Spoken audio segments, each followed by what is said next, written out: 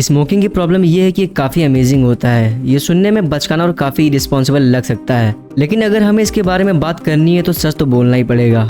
Smoking एक temporary problem create करता है और साथ ही में एक इंस्टेंट सॉल्यूशन भी देता है।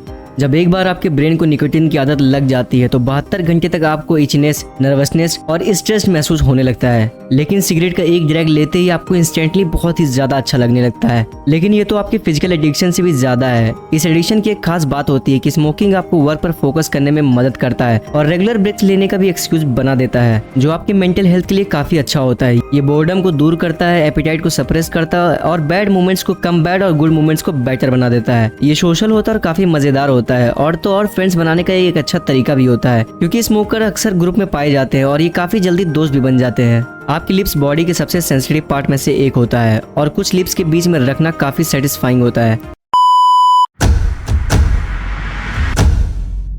अब जब हमने स्मोकिंग का एक ऑनेस्ट इंट्रोडक्शन दे ही दिया है तो चलो एक सिगरेट जलाते हैं और देखते हैं ये क्यों आपको इतना अच्छा फील करवाता है और जब आप ये करते हैं तो आपकी बॉडी में क्या क्या होता है। एक सिगरेट सूखी तंबाकू के पत्तियों और केमिकल से बनी होती है जो इसे धीरे धीरे जलाने में मदद करता है, आपको निकोटीन एब्जॉर्ब करने में मदद करते हैं और इसमें कुछ फ्लेवर्स भी होते हैं जो स्मोक को कम खारिज बनाने में मदद करते हैं। जब आप धुएं को इनहेल करते हैं तो सिगरेट के स्मोक में मौजूदा 95% गैसेस जैसे कार्बन डाइऑक्साइड, वाटर वेपर और 5% पार्टिकल जो तार कहलाते हैं आपकी बॉडी में एंटर हो जाते हैं। तार पार्टिकल्स में एक मैजिक सॉस होता है, निकोटीन। जब आप इसे इनहेल करते हैं ये पार्टिकल्स आपके थ्रोट, टंग और ट्रैकिया से इंटरेक्ट करते हैं। आपके लंग्स बड़े इन्फ्लेटेबल स्पंजेस जैसे होते हैं जिसमें फिल्टर और बैरियर के साथ साथ सीलिया सेल्स होते हैं जो डस्ट या बैक्टीरिया को म्यूकस में ट्रैप करते हैं। तार पार्टिकल्स म्यूकस में पहुंच जाते हैं और इसे स्टिकी ब्राउन सब्सटेंस में बदल देते हैं जो सीलिया को पैरालाइज कर देता है और पार्टिकल्स को लंग्स के डीपर पार्ट तक पहुंचाने में मदद करता है, जो कि है एल्वियोली, जहां एक्चुअल ब्रीथिंग होती है। Nicotine thin walls of alveoli से पास करके आपके ब्लड स्ट्रीम में एंटर करता है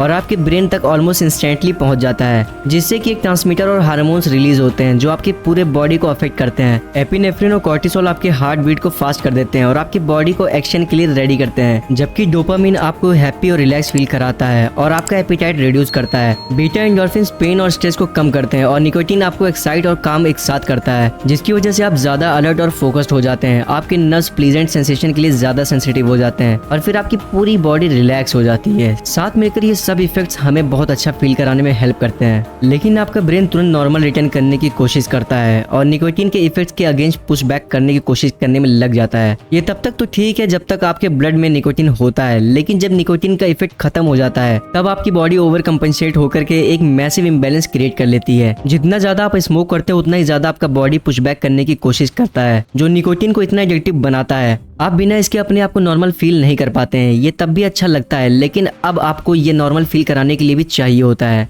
अगर ये सब स्मोकिंग कर रही होती तो ये फिर ठीक था, लेकिन निकोटीन हजारों अलग केमिकल बडीज के साथ आता है। Cadmium, lead, arsenic, cyanide, hydrogen peroxide या नाइट्रोजन ऑक्साइड जहां भी साथ होते हैं ये सिर्फ नुकसान ही पहुंचाते हैं। कार्बन मोनोऑक्साइड आपके ब्लड के ऑक्सीजन को कैरी करने की कैपेसिटी को कम कर देता है।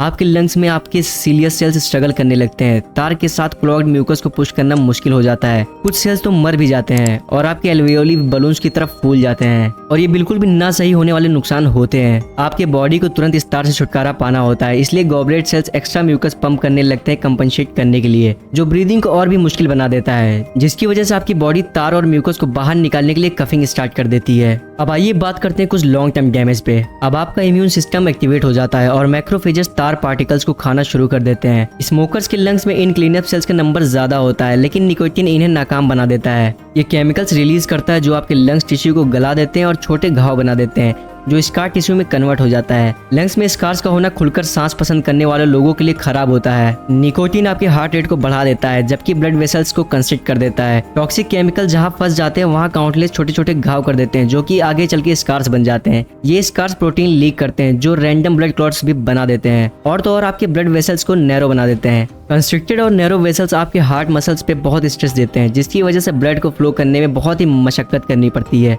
आपकी स्किन में केमिकल्स एंजाइम्स को ट्रिगर करते हैं, जो कि कोलेजन प्रोटीन्स जो आपकी स्किन को इलास्टिक और स्मूथ बनाता है उसको बर्बाद करता है। धीरे धीरे फोल्ड्स और रिंकल्स बनने लगते हैं, आपकी स्किन जल्दी एज करने लगती है। लेकिन शायद सबसे बुरा होता है जो आपके इम्यून सिस्टम के साथ होता है। आपकी बॉडी में छोटे छोटे घावों से रिएक्ट करता है और हेल्दी सेल्स को डैमेज करता है। साथ ही निकोटीन इसे धीमा और खतरनाक बना देता है, जिसकी वजह से एक्चुअल डिजीज से लड़ने में इम्यून सिस्टम कमजोर साबित होने लगता है। मैं ऐसे ही इसके साइड इफेक्ट्स के बारे में बताता रहूंगा, लेकिन ये अब बोरिंग हो रहा है और ये वीडियो काफी लंबी हो रही है, आप बोर हो जाएंगे, इसलिए अब मैं इसको शॉर्ट में बताता हूँ। स्मोकिंग से आपके हर एक ऑर्गन हाईली स्ट्रेस रहते हैं और कुछ ना कुछ परमानेंट डैमेज सफर करता ही रहता है। टाइम के साथ फैट स्कार में जमा हो जाते हैं ब्लड वेसल्स के अंदर, जो और नैरो हो जाते हैं। जब तक ये आपके ऑर्गन्स को सफोकेट करना स्टार्ट नहीं कर देते, आपका ओवरवर्ड हार्ट और हार्ट बीट करता है एक्स्ट्रा रेजिस्टेंस के थ्रू ब्लड को पुश करने के लिए, और आपका ब्लड प्रेशर बढ़ जाता है। ये इतना हार्ड होता है कि फ्लूइड्स की ब्लड वेसल से सीप आउट होकर आपके लंग्स में चले जाते हैं, जो ब्रीथिंग को और भी मुश्किल बना देते हैं। आपके बॉडी में क्रिटिकल पैसेज ब्लॉक करने के लिए चांसेस इनॉर्मलिसली बहुत ही ज्यादा बढ़ जाते हैं, जो आखिर में हार्ट अटैक या फिर स्ट्रोक का कारण बन जाता है। लगभग सभी smokers chronic obstructive pulmonary disease का शिकार बन जाते हैं। इतना ज्यादा एल्वियोली इरिवर्सिबली डिस्ट्रॉय हो जाते हैं कि आप हमेशा शॉर्ट ऑफ ब्रीथ फील करने लगेंगे। आप कभी भी खुल के सांस नहीं ले पाएंगे।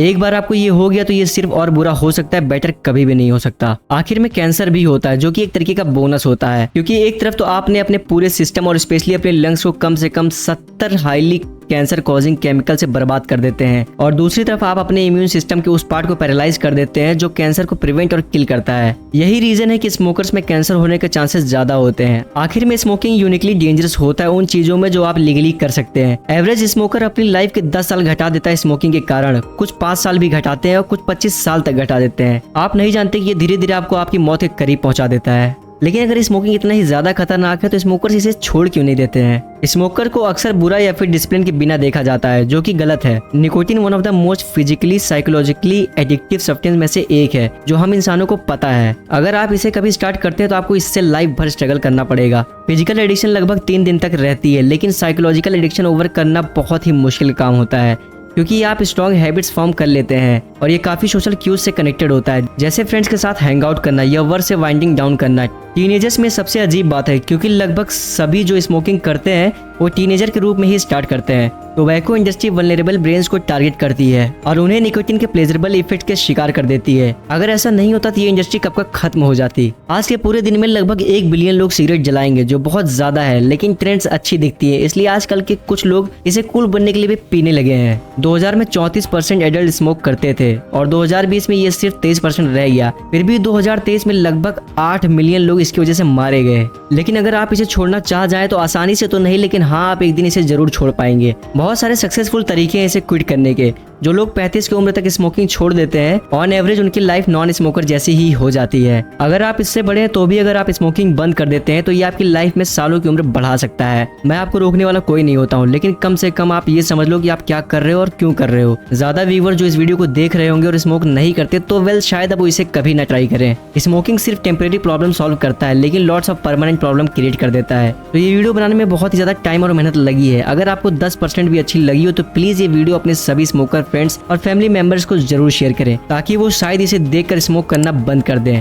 Thank you so much for watching. See you next video. तब तक के लिए बाय बाय, सी यू।